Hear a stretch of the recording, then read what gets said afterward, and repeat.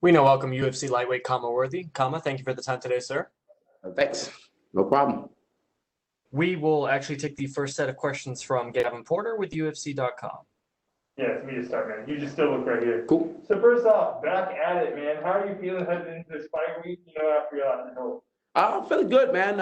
Anxious to just get near and have some fun and let it go. Yeah, and do you take anything away from that last performance? That you go back in the training camp in the process of the fight week, you kind of make some adjustments to come back in this one and get back on track. Yeah, I mean, like there's not really much you can do with like a fight that's that short and the way it happened and stuff. So I mean, like a couple of mistakes you make, and then you just kind of deal with it and you move on. Yeah, and you seem like one of those type of guys who dealt with that adversity before, and you come back, you're going to be better than we've ever seen you. When you're kind of getting back into the swing of things, what's the message from your coaches and everyone to help you get back into My head coach Dave Sachs, he just kept telling me, he goes, dude, listen, like he's like, you can't overthink losses. Like you can't overthink the preparation, how it is. He goes like one wrong tweak and the fight goes the opposite direction. So we just took it with that and kind of went with it. Yeah, and just tell me a little bit about the matchup. What makes this fight exciting for you? I mean, he's an exciting style fighter. I mean, like he definitely comes to fight. He's a former rugby player, so those guys are higher and a little loco.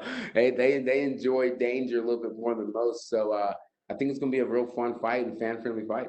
Yeah, his style, if you go back and watch that Brad Riddell fight, for example, he's another one of those guys that likes to just stand and bang and really gritty. Is that the kind of fight that you like?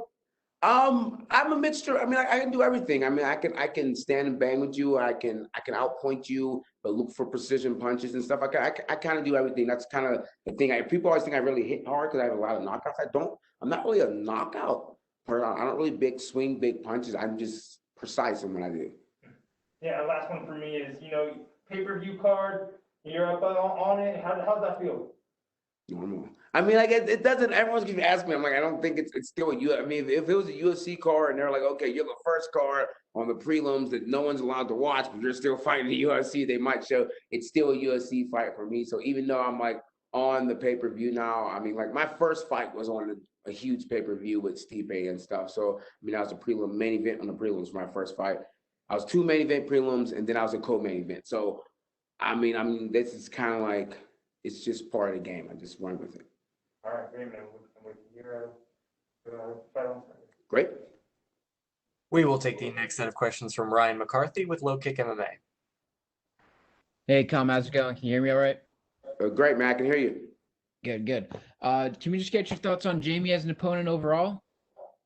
I think he's a really dangerous opponent. I mean, he's 0-2 in the UFC, so that makes him really dangerous. Once you push someone into the corner and you tell him they have to come out, he's going to come out swinging. I expect him to come out swinging. He's super tough. So that type of training camp has always been hard. Like you have to really prepare yourself mentally for what you're going to get into, but it's going to be a lot of fun. Yeah, for sure. And this is our first time seeing you this year in 2021. Is there a certain number of fights you're trying to get in this year at all, or trying to stay active? No, I mean, again, I keep telling people, I mean, like, I turned 35 in October. I don't have a lot of time left doing this. Like, I'm realistic. At 155, you can't be 40 years old fighting at 155. Like, it's just at this weight class in this sport, it's a young man's sport. So I'm trying to get as many fights in as possible. So I'd like to get in at least like 4 fights this year, 4 or 5. I mean, like, as long as I'm healthy, I can fight. My girl probably hates that because she's like, we're supposed to be buying a house, but I've been postponing. We're supposed to be going on vacation, which I've been postponing. But I mean, like, I'm here for a short period of time, and I want to make the best of it. And it was mentioned before, you're on a big card, big rematch, Miocic Ngannou. Can we get a prediction for you or your thoughts on that fight? So Stipe's tri-state boys from Ohio. No, me and Stipe fought on we came up through the same local scene, NAAFS in Ohio and stuff, way back when.